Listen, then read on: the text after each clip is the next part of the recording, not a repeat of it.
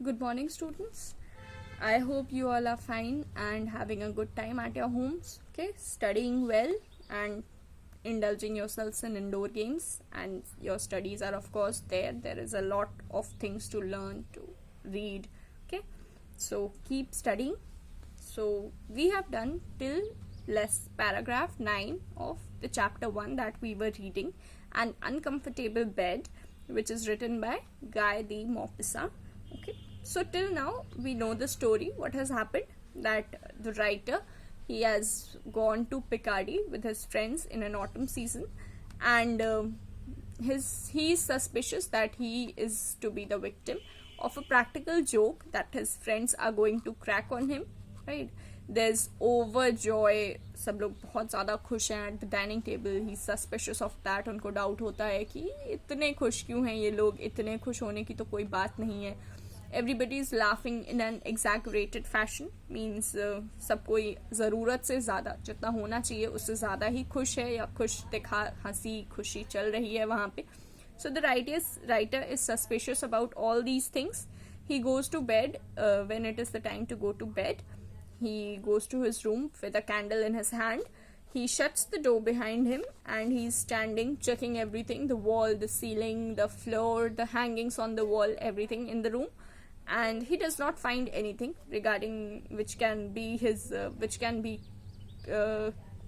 clear his suspicion. Okay, so he's more into suspicion after that if these are not the things around me which will be the source of the practical joke on me, then what is it. मतलब कि he is not very sure कि अगर वो walls देखते हैं, ceiling means छत, ceiling देखते हैं, floor देखते हैं, wall पे जो भी hangings हैं वो सारी hangings वगैरह देखते हैं अपने room पे जब सोने आते हैं तो, बट उनको ऐसा कुछ मिलता नहीं है जिससे उनका सस्पेशन क्लियर हो, जिससे उनको लगे कि हाँ इस चीज़ का यूज़ करके मुझ पे जो प्रैक्टिकल जोक क्रैक होने वाला है वो होगा. ठीक है, तो ये क्या करता है, इसकी वजह से उनके दिमाग में जो डाउट है, जो सस्पेशन है वो और बढ़ जाता है. वो सोचते हैं कि अगर ये सारी चीज़ें नहीं यूज़ होने वाली हैं मुझ पे जोक क्रैक करने के लिए तो कौन सी चीज़ होगी, अब ऐसी कौन सी चीज़ बची है. वो उनके मन में डर बढ़ रहा है. He is not really afraid but he is doubtful कि अब और क्या चीज़ हो सकती है, क्या होने वाला है उनके साथ. He is anxious to know. Okay, so let us resume from paragraph 10. An idea came to my head. My candle may suddenly go out and leave me in darkness. So I went around the room and lighted all the candles that I could find. After that, I cast another glance around me without discovering anything. So what happens that writer के हाथ में candle थी, एक उनके दिमाग में ये आता है कि अगर ये एक कैंडल बुझ गई जो उनके हाथ में है तो he'll be left in entire complete darkness.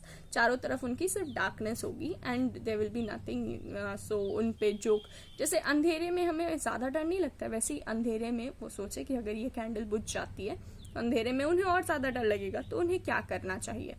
तो वो क्या करते हैं, he goes around the room. वो पूरे रूम में घूम के जितने भी कैंडल्स होते हैं रूम में सारे कैंडल्स जला देते हैं. ठीक है, फिर सारे कैंडल्स जलाने के बाद जब रोशनी बढ़ जाती है तो वो एक और ग्लांस, एक और लुक लेते हैं पूरे रूम पे, पूरे रूम को अच्छे से देखते हैं कि क्या ऐसी चीज़ हो सकती है जिससे उन पे वो जोक क्रैक हो सके. ठीक है, he looks at everything once again but he discovers nothing. उनको कुछ भी नहीं मिलता है. ठीक है, ऐसा कुछ जिससे उनका सस्पेशन, उनका डाउट क्लियर हो, ऐसा कुछ भी उनको नहीं मिलता है. I moved with short steps carefully examining the room. Nothing. I inspected every article, one after the other. Still nothing. I went over to the window. The shutters, large wooden shutters, were open. I shut them with great care and then drew the curtains, enormous velvet curtains, and placed a chair in front of them so as to have nothing to fear from outside.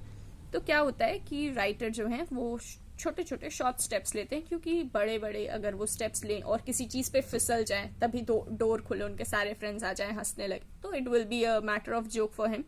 इसीलिए वो धीरे धीरे छोटे छोटे steps लेते हैं, आराम से पूरे रूम को एग्जामिन करते हैं, देखते हैं अच्छे से किस रूम में कहीं कुछ ऐसा तो नहीं है जिनसे उन पे जोक बन सके. He tries to examine everything. He finds nothing. Then he inspected every article. Inspected मतलब checked. He checked every article. Her article को वो चेक करते हैं, हर सामान को, वो छोटी से छोटी सामान को चेक करते हैं, one after the other. Still nothing, फिर भी कुछ नहीं मिलता है. I went over to the window. फिर वो क्या करते हैं, वो विंडो पे जाते हैं. ठीक है, रूम पे जो विंडो है उस पे जाते हैं. The shutters, large wooden shutters were open. अब विंडोज के जो शटर्स होते हैं, ठीक है, शटर, विंडो के शटर्स मतलब जो जिससे विंडो हम पकड़ के खोलते हैं, बंद करते हैं. ठीक है, तो दे वर लार्ज वुडन शटर्स. ये बहुत बड़ी विंडो थी जिसके शटर्स काफी ज्यादा बड़े थे. दे वर लार्ज, और ये शटर्स खुले हुए थे. तो राइटर क्या करते हैं, he shuts the shutters of the window with great care. धीरे धीरे आराम से दोनों शटर बंद करते हैं. And then drew the curtains, और फिर विंडो पे कर्टन्स लगा देते हैं.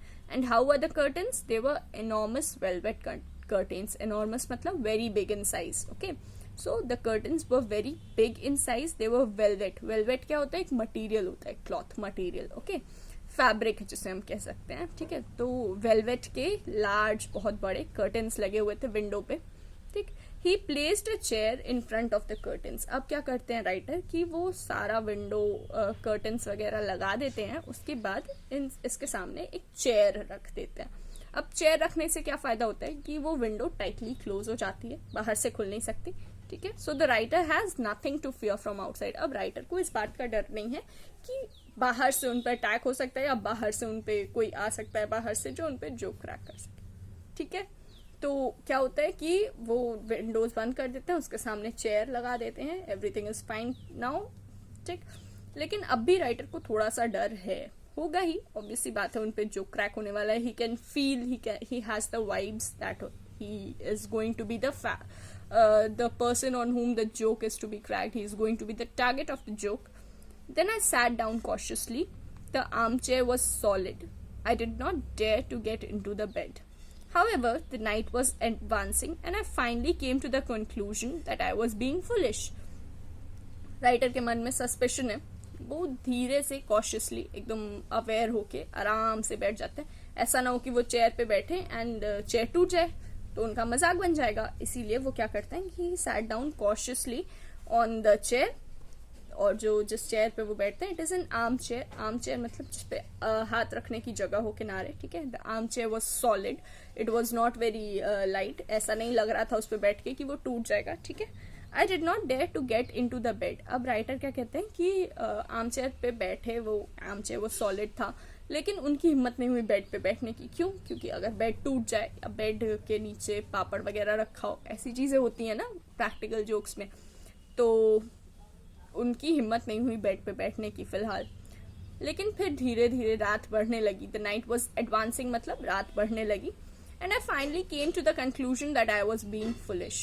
फिर राइटर क्या करते हैं, उनको लगता है कि ऐसा तो कुछ है ही नहीं, मैं ज्यादा ही सोच रहा हूँ, तो I think I am being foolish. ठीक है, फिर क्या होता है, I was certain that my friends were spying on me. So writer जो है वो कहते हैं कि ही इज क्वाइट सर्टेन कि उनके फ्रेंड्स उन पे स्पाई कर रहे हैं. वो काफी श्योर हैं कि उनके फ्रेंड्स उनको देख रहे हैं. Why, how is he so sure? Because he could hear the footsteps outside the door. He was having the vibe. उनको ऐसा फील हो रहा था कि somebody इज peeping through the key whole.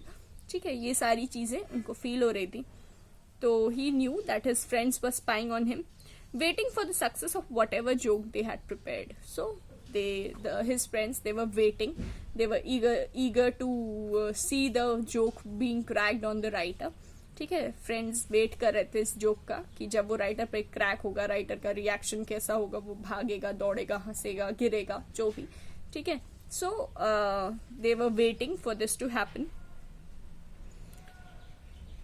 But in that case, they must have been laughing their heads off at my terror.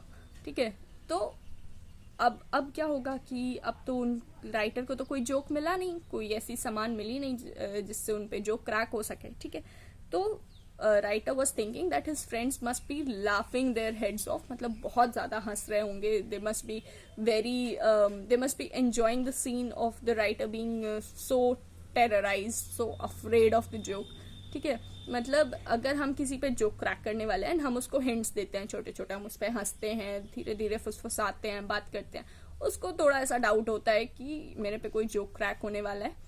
लेकिन हम लोग कोई जोक क्रैक प्लान नहीं किए होते हैं, ठीक है, और उसके डर से हमें हंसी आती है कि यार कितना डर रहा है, कितना डर रही है, ठीक है। वैसे ही the writer was thinking that his friends must be enjoying his terror. Okay, I could not let them have so much fun at my expense. I made up my mind to go to bed.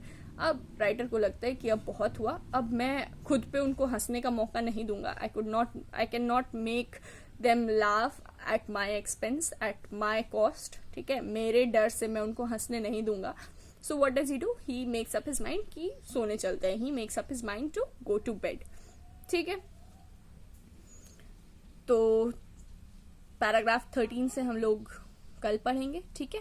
अब I hope इतना समझ में आया होगा आपको. अगर आपको ना समझ में आया हो तो वीडियो के कमेंट सेक्शन में आप लोग लिख सकते हैं, आई विल एक्सप्लेन, ठीक है. कोई भी कंफ्यूजन हो you can write in the comments of the video, I will explain और I will clarify your query. Okay, thank you children, have a good day.